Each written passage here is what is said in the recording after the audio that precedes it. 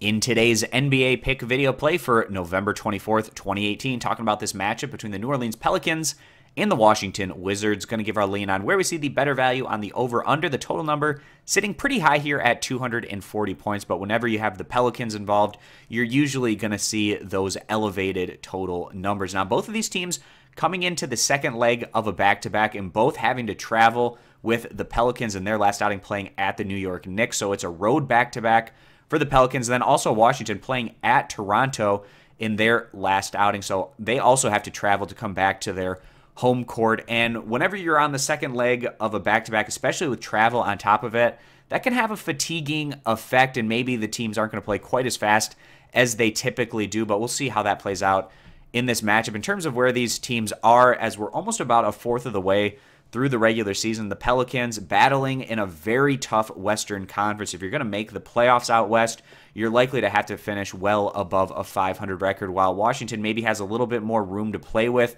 over in the East with a softer bubble picture for the playoffs. And the fact that they've gotten off to a slow start doesn't mean that they can't make a run and get into the postseason, obviously with a lot of basketball left to be played. But it's been a disappointing start for the Wizards. They're averaging about 112 points per game, which puts them slightly above league average. And then we look over at the Pelicans in terms of their offensive numbers. They're putting up over 119 points per game, which ranks them second in the NBA in scoring. And if we add what these two teams average offensively, which are their stronger numbers, obviously, that gets us about to 230 points, which is still 10 points less than the total that we're seeing in this one at 240. And even if we add up the defensive numbers of these teams as well, we get quite below that 240-point number as well. So we think that this is an inflated total, on top of the fact that both of these teams are in road back-to-back situations where they've had to travel this past evening and night to come in